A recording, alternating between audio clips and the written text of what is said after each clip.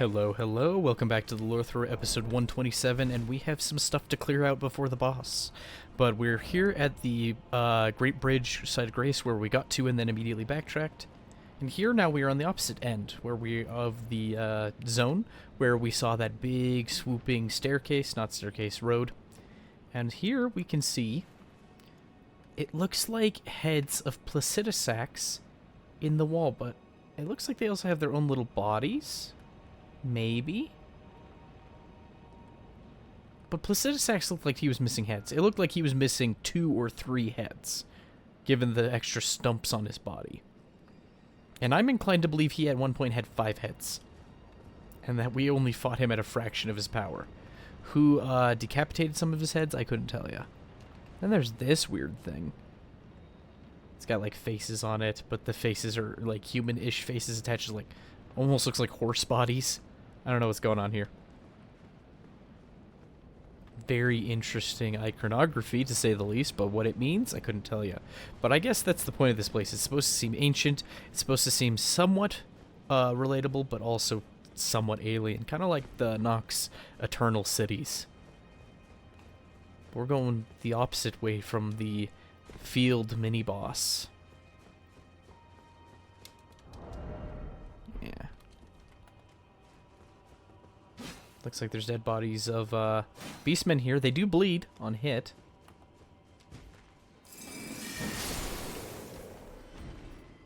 Poor guy.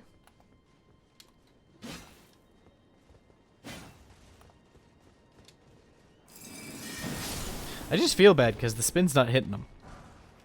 I'm not feeling bad for killing them in their sleep, though. I have a dumb thought. The dumbest of ideas.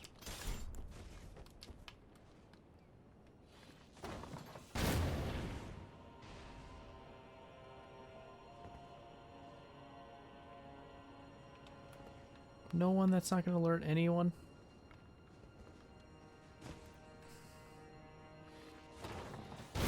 Maybe it's too cheesy. Well, I digress.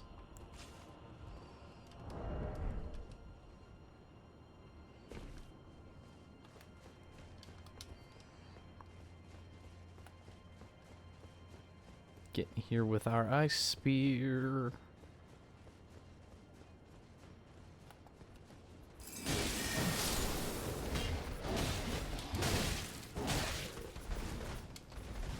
Shucks.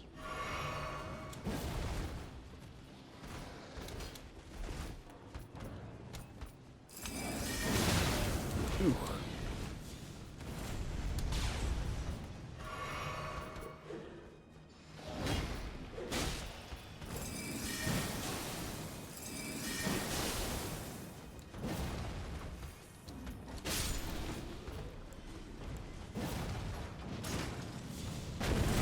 That missed? How did that miss? He's got so much health. For some reason, he's invading us now.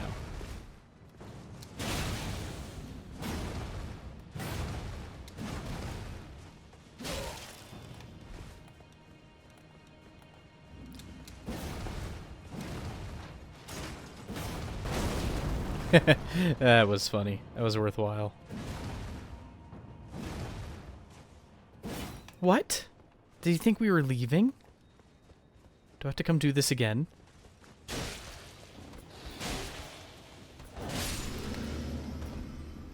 No! I need to kill him! Oh, that's frustrating. Well, we'll loot the chest and then we'll come back and I'll probably gas the place. Old Lord's Talisman. Hey, it looks like a 4-headed Placidusax, so maybe he had 4 heads. Look at that. A legendary talisman depicting the ancient king whose seat lies at the heart of the storms beyond time. Extends the duration of sorceries and incantations. It is said that the ancient royal city of Farum Azula has been slowly crumbling since time immemorial. And a beastman jar. Okay. So I guess we're going to head back to the Great Bridge and restart that fight. I guess if you get too close to the ladder, he just up and leaves. Didn't want to deal with the shield poke build, huh? Fair. Understandable. Fair.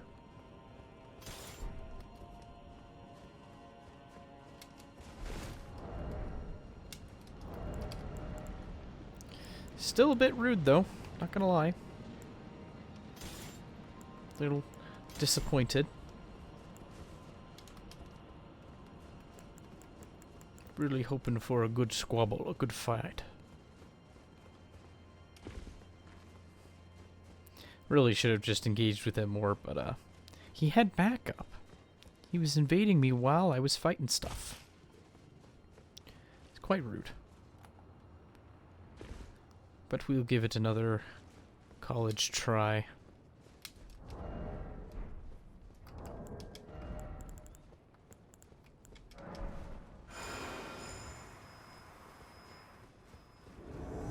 Oh, maybe we can just fight him then. Hey, buddy.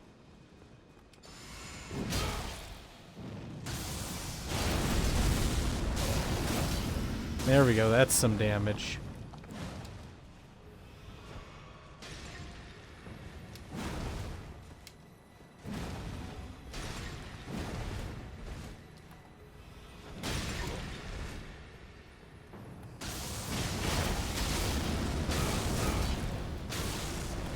I love how much that does.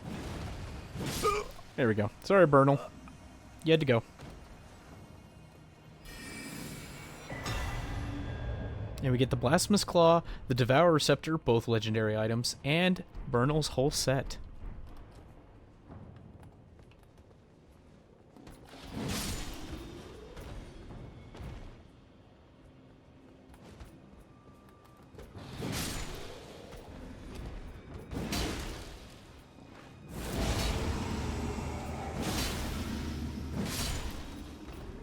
So much health. Okay.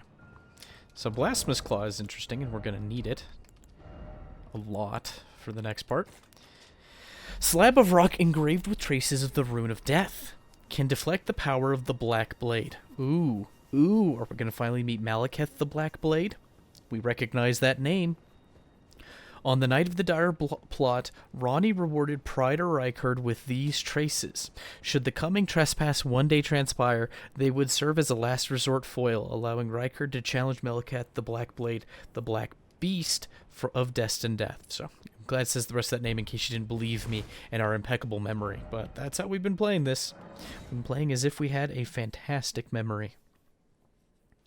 As if... So it seems it can do something to help us with that fight against the Black Blade. Which makes me think, is he the boss up here, or are we going to fight him a little later? He was off to the side, so it seems largely optional. Okay, how are we going to fight this guy? Kind of feel like using the boys. Oh, this is going to be a bad idea. But if it's a fun idea, that's the important part. Where's my other one? There it is. So we want to fight him. We want to not get wrecked. We don't want to get toasted if we can help it.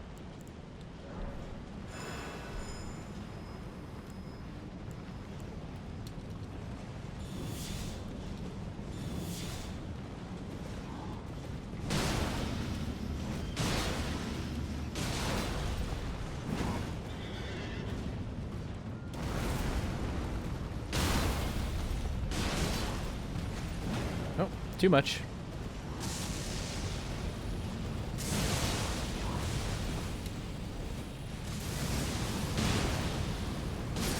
It wasn't too bad.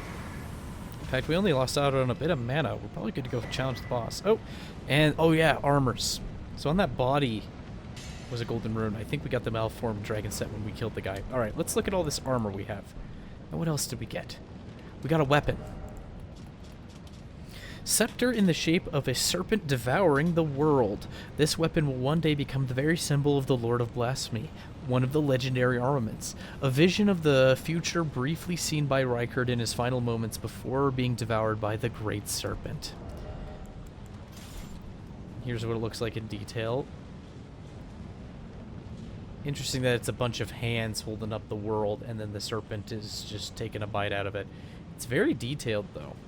For a mace. Like, makes me think the serpent might have been living at one point. Very creepy symbolism, though, but to use it as a big old chunky mace is very kind of silly. Devourer of Worlds. Charge the scepter with magic and strike it against the ground to steal HP of all nearby enemies. Oh, I didn't know it did all of them. I didn't know it stole HP. At least I don't think so. I don't think I'd really recognize that it did anyways. It seems to be a very small portion. Maybe it works better on groups. Okay. And then we need to look at all them armors. Silver helm engraved with tiny beasts. Lions, actually. Worn by Bernal, the recusant. The beasts, their eyes and ears covered, represent an oath. See nothing, hear nothing, doubt nothing, and carry on along the path set in stone. Beasts are drawn to champions and to lords. Interesting. And this armor befits a champion worthy of becoming a lord. And that is what Bernal was, until his maiden threw herself into the fire. Interesting. Did Bernal's maiden burn herself? And as a consequence, he wasn't able to move forward any further. It seems that Vike and Bernal were kind of our equals as far as Tarnished go. Or at least competitors, if not equals. Both had maidens, it seems, and both were fit to become lords of some variety. It's kind of interesting. Beasts are drawn to lords. Alright, we'll look at the malformed set then. A malformed golden helm, adorned with various dragon imagery worn by the misshapen tree sentinels. The misshapen tree sentinels always remind me of the huge knight guys from the dragon belfry area of Dark Souls 2. The big knight boys. Something about the shape of the helm just does that to me. After the great ancient dragon Grandsax attacked, the sentinels had an epiphany. The only way to truly protect the Erdtree was to become dragons themselves. And I guess that makes some sense, because dragons are huge, fight fire with fire. Interesting that the gauntlets are a very different shade from the rest of the set.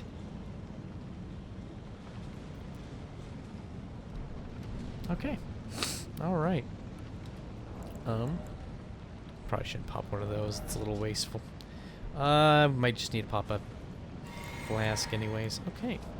What are we bringing to this fight? I don't know. I kind of want to keep using the dual pickaxes. They're growing on me. I like them. Maybe we will. Maybe we will use the dual pickaxes and see how it goes. Yeah, we'll do that. Do I jump my butt? I should probably buff my jump attacks because I don't know how often we'll have opportunities to buff them necessarily. Defensive buff for that first hit. It'll probably make a difference. Boosts magic damage and successive attack power. That is exactly what we want.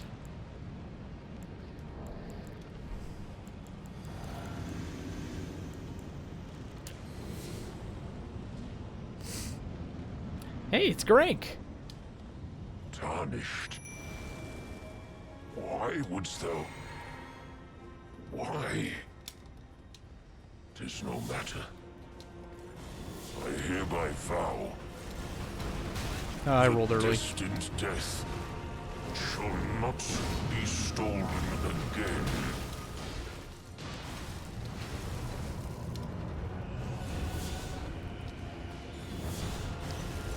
But he recognized us. That's the interesting thing.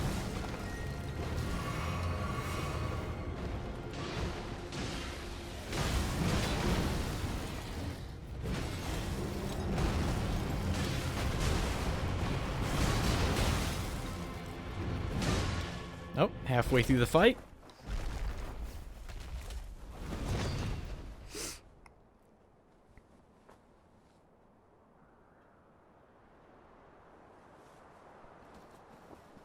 We've seen that before. The red gem. That red gem was on the item we got for fighting Malekith. Become my blade once more.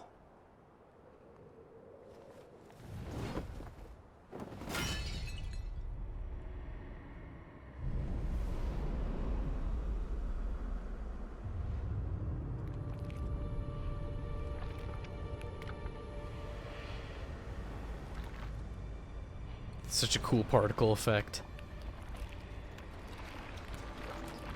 So if you weren't certain if Grank was a wolf man, he definitely is. In fact, he's Malekith the Black Blade. His Chinquidea turned into a big old sword now, instead of a little dagger. If there's anybody who could probably take on the Gloam-Eyed Queen and all of her godskins, it would probably be this fella right there. Kind of scary. His fur's got a similar coloration to Blythe's, actually.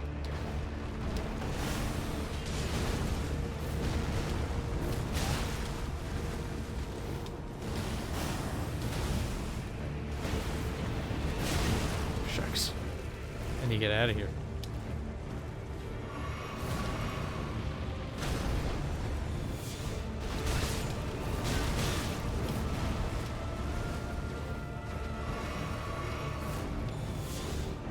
Not doing much in the ways of damage to him.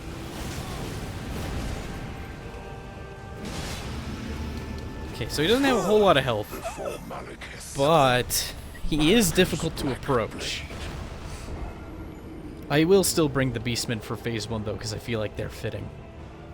Don't know if we'll get our money back, though. Sucks, because it was almost $1 million. Okay, and I don't know if the cold pickaxes are it. I may not just get an opportunity to buff them that often because he's so fast. Oh, he's so fast. The malformed boy doesn't come back, though. That's the important part.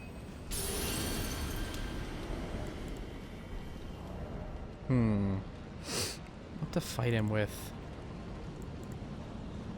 I do like the damage output. It just feels like we don't have many opportunities to use it.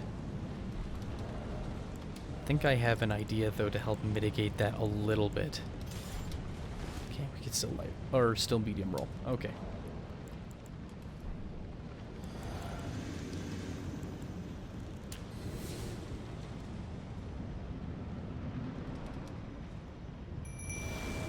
And he just charges us this time.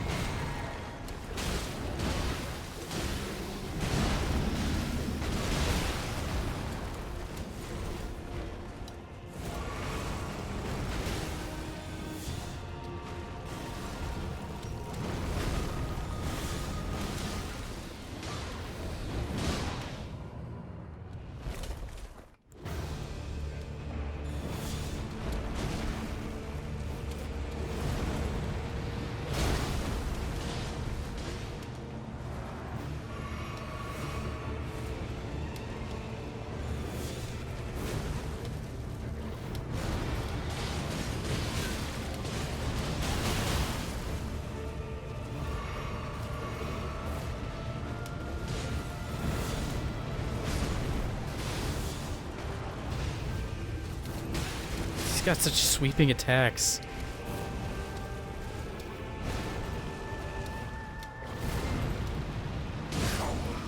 Oh, we definitely aren't getting our money back. He's hard to hit.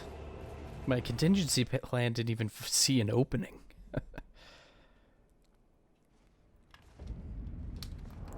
Probably shouldn't be wishing these bad boys, but the health is so very nice. I didn't even see a place where it looked like we could block the Blasphemous Claw, honestly.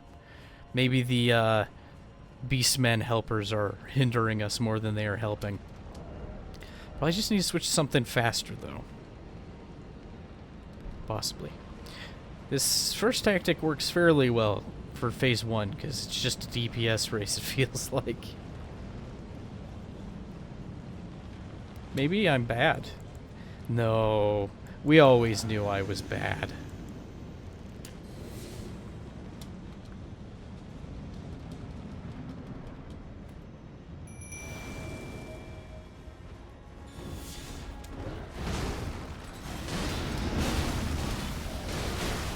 Dang.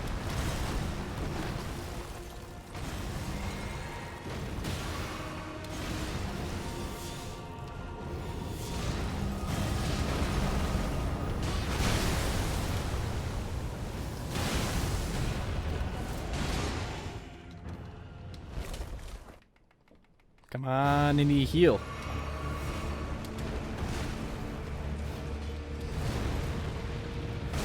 That explodes. I need to not approach that.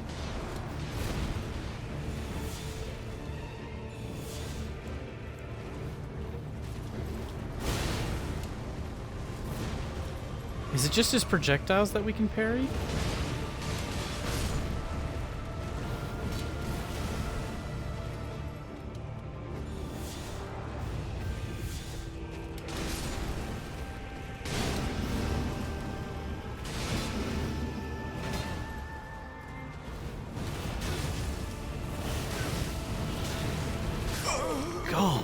I was trying to get the Blasphemous Claw to work, but I guess it doesn't really work against the projectiles. Or I'm getting the timing all wrong. I do want to get the Blasphemous Claw to work, though, so I might just keep screwing around. Oh, man. Because it's supposed to have a parry-like effect. Heck, it even looks like a parry.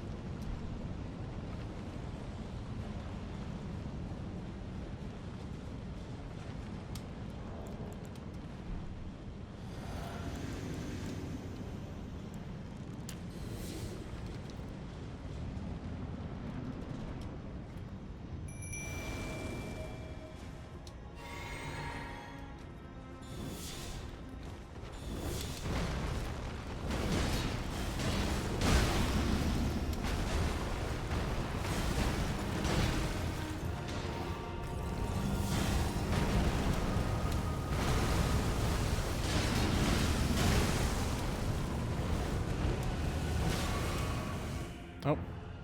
Rolo got us to phase 2.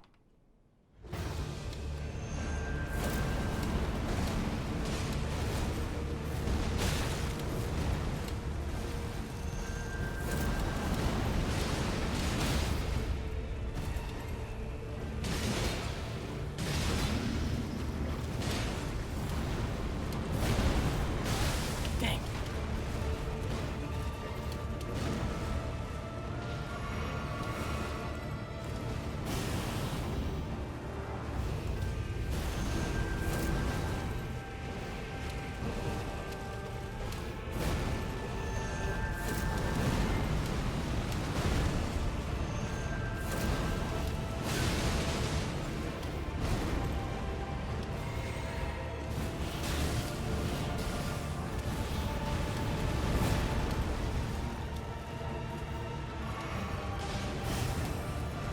It can also be used, it looks like, to dispel the black flame when it happens.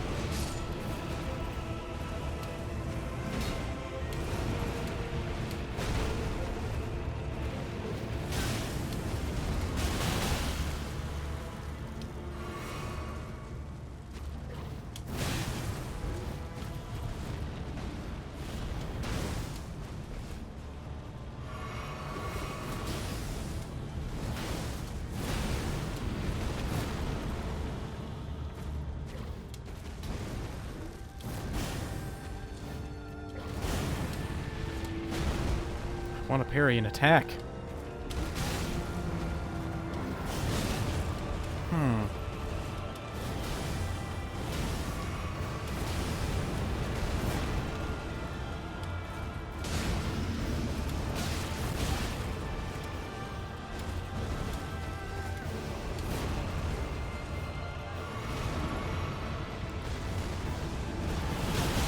Oh shucks, that hit from so far away.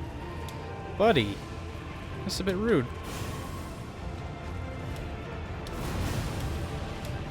I don't know what moves of his can be parried.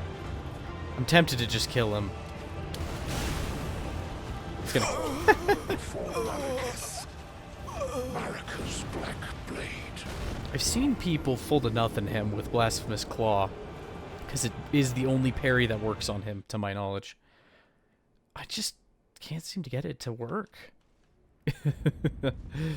Maybe I should be using different tools.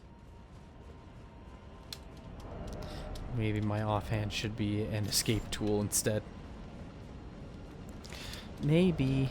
Just maybe.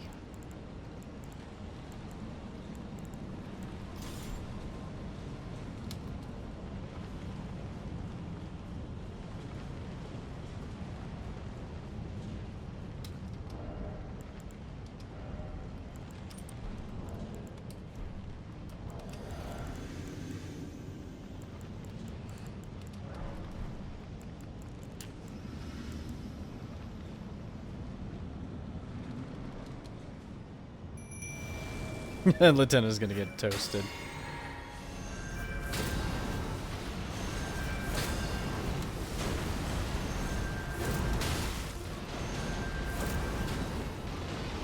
That was a little gross.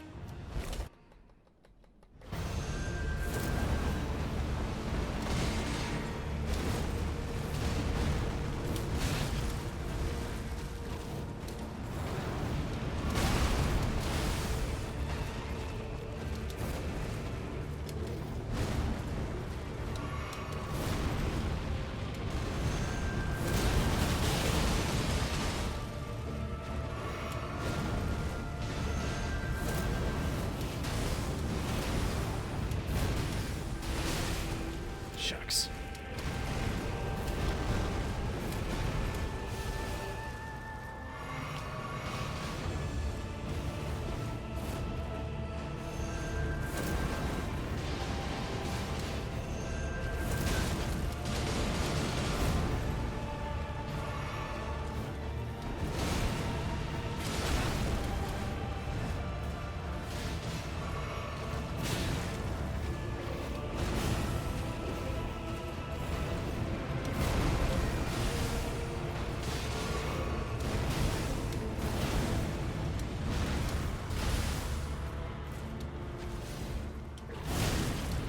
Not there.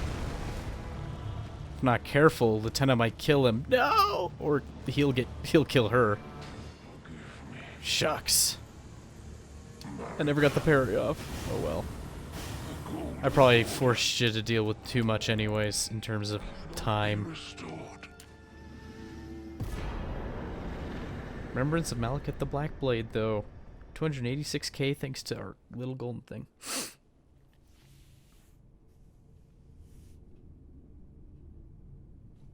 Wait, I wanted to examine the boss arena. That's going to be a part of my closing statements for the episode. Well, we see this weird rune here.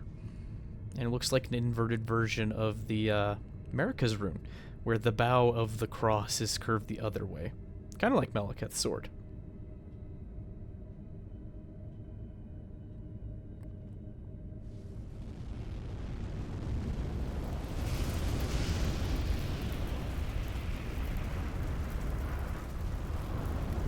Oh, do you see that Elden Ring back there on the wall? That's what I want to go look at.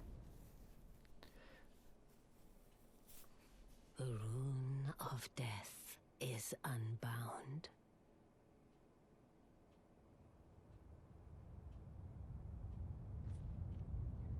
And the lands between are shrouded by death's dark fate. But the flames will also burn the impenetrable thorns.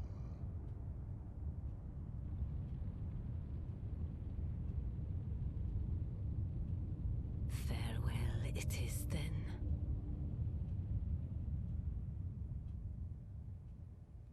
You'll be Elden Lord yet.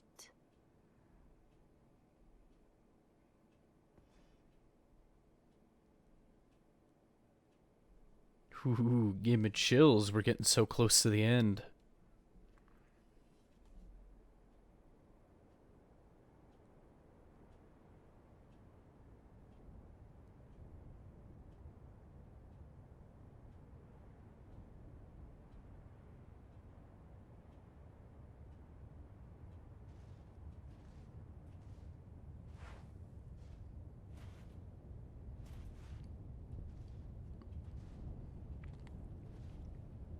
And just like Dark Souls 3, End of the Ring City, everything gets real ashy.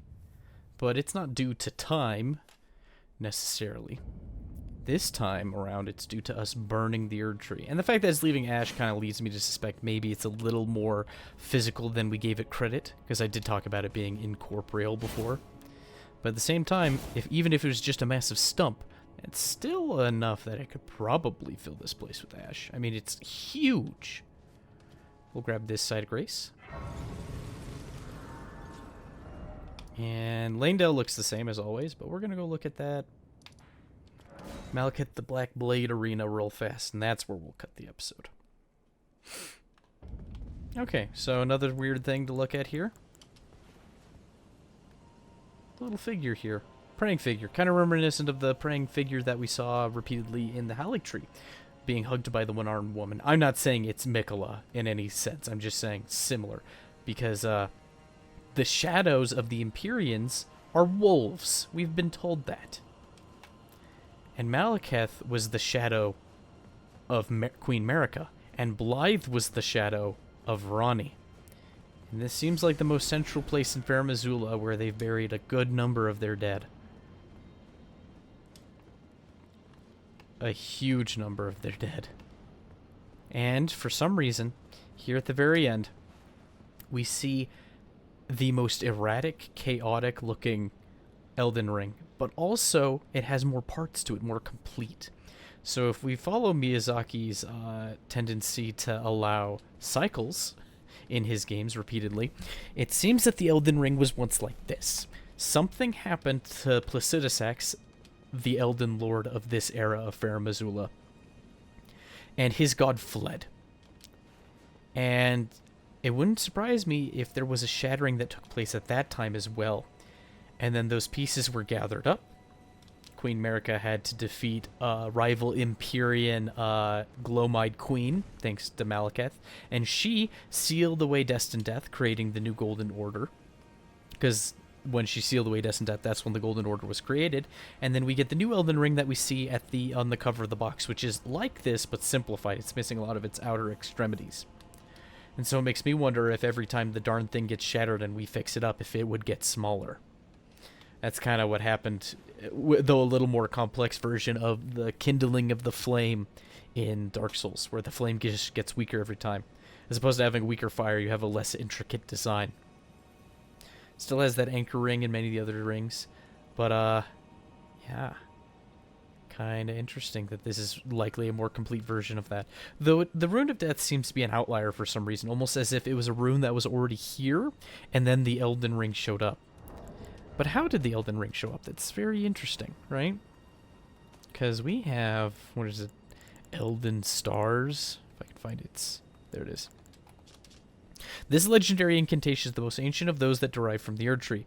Creates a stream of golden shooting stars that assail the area. It is said long ago the Greater Will sent a golden star bearing a beast to the lands between, which would later become the Elden Ring. So it seems that the Elden Ring existed in some capacity before the Erd Tree. Maybe even before the Great Tree. And this is the shape it took. It didn't come to bless Queen Marika in her reign initially. It came to be some sort of power of some deity we don't know about. But that deity's Elden Lord was Placidusax. And Placidusax was the Elden Lord of the Age of the Dragons. And honestly, of all the previous eras before the Erd Tree, this is the one we probably know the most about. And it's still not a whole lot. Because there was an Age of Dragons, right? And then they had their whole kerfuffle. Don't know what caused their cataclysm, right? And, you know, the Giants had their own little age. They erected the Divine Towers in some capacity. There was the Eternal Cities, had their age before the Erd Tree. And this is not a sequence of events I'm listing off. I'm listing things off that happened before the Erd Tree in no particular order. There was the Norman buildings built by the Stormvale Castle, Redmane Castle, Castle Sol. All those were built, and they had huge allusions to the Beastmen. They have Lion iconography. There's the fortified manor, right? Banished Knights. All throughout all that, their soldiery seemed to be the Banished Knights. Almost want to believe that all that Norman-style architecture, the Sarosh and his fortified manor, I almost want to believe that they were vassal states to the Farum Azula Grand Kingdom. I don't have any evidence of that other than there's beastmen tied into both. There's warhawks all over Stormvale, and warhawks seem to have some sort of tie to the dragons because of wind powers. Placidusax had wind and storm powers. If I were to describe anyone as a storm lord of the named characters, Placidusax really seems to fit that, but it could have just been the warhawk king. So we don't know who Lord Godfrey fought necessarily, because I think we don't even have that ash anymore, do we? Yeah, we gave that to Nefeli, but yeah. Maybe we don't know much about the Stormlord. I should shut up. feel like we haven't read the item description that has that. My bad. Anyways, thank you for joining me for episode 127. We might finish the content of the game next time. Honestly. We might have a wrap-up episode after that, though, so just to kind of tie in elements, maybe a little brief refresher. Not nearly as long as the multi-episode refresher I had in the middle of the series, don't you worry, but we will need a little time to cover all of the endings, because I'll have to back up my save and reload it a handful of times to show you all of the endings, at least on the same character. I could have lined up as many endings as there are characters and hop between the characters. That probably would have been the fastest in terms of what you see. But I think I'll just take the loading saves approach. But thank you for joining me. Episode 127. Wowza. Hey, brief addendum here to episode 127. I forgot to see what we could get for Malekith's boss soul. So we're going to do exactly that. Oh no. Enya has perished. But we can still do stuff here. But let's see what his thing gets us. We can get his weapon, Malekith's Black Blade, which once harbored the power of the Rune of Death, a sad shadow of its former glory. After a fragment of death was stolen on that fateful night, Malekith bound the blade within his own flesh, such that none might ever rob death again. And destined death. It's his multi-slash in all directions, where he just plunges the sword down, and the red-black blade effects happen all around him. Set free the remnants of destined death, plunging the greatsword into the ground to summon a myriad of blades. In addition to dealing immediate damage, this attack reduces the enemy's maximum HP and continues to wear down HP for a short time. And Black Blade. Power gleaned from the remembrance of Malekith. Caster creates an illusory black blade, then leaps forward to deliver a spinning slash that emits a wave of light. His wave attack that he does from a distance, his projectile. This can be followed up with one additional attack. This blade was once imbued with destined death. In addition to dealing damage, it reduces foes' maximum HP and continues to sap their current HP for a very short time. And if we look at the icon in the back, it's got that very erratic Age of the Crucible symbol of the Erd tree behind it. So very old incantation, that. And I wonder if we can chat with Gideon and chat with our good friend Roderica and Hewig. Though the place seems to be burning a little more now. Gideon is gone, as expected. He said he wouldn't linger here long. I see. You're here. Okay, she has nothing to say. Let's see what Master Hewig has to say, if he has anything to say. Who are you? Oh. I must be a blacksmith. Now, let's get smithing. About Could you yourself. tell me what happened? Why is the round table burning? In ruins. Why does that girl weep for me? Oh. Have I forgotten something of dire importance? So it seems that the longer he's here, the more he loses himself, poor Master Hewig. And I couldn't tell you if that's because of the fumes here, just inhibiting his brain function, or if perhaps his life was tied to that of the Round Table Hold even after his shackle there on the wall was broken. Perhaps, I don't know how long Misbegotten lived, but it wouldn't surprise me if... Well, I guess a lot of things don't really get old and die in the lands between, so maybe he wouldn't be tied to all that. Or maybe he is now that we've attained the Rune of Death. But he seems old for a Misbegotten. I mean, he's got a beard. He's probably been here for hundreds, if not a couple thousand years, smithing weapons for the Tarnished. Makes you feel bad for him. Like an elderly relative suffering from Alzheimer's. He has no reason why he has no understanding of why Roderica weeps for him. I see. But he seems vaguely aware that he's forgotten something important. Oh, so it wasn't just me this happened to. To think he'd forget who you were as well. I knew he'd burn himself out. Old Hugh. I think we could talk him into leaving the Round Table Hold now. But maybe it's better that we don't. It's only proper that we respect his choice to stay. Sure, but at the same time, he's not able to make his own decisions. So it's hard to say whether or not we should respect the wishes of somebody who cannot make sound decisions for themselves. That is definitely a conundrum and a half. I'll remain with Hugh. He made me who I am today. I'd like to return the kindness, in whatever small way I can. Please, become Elden Lord. Hugh was always saying that you were a lord to him. So slay her with the weapons he smithed.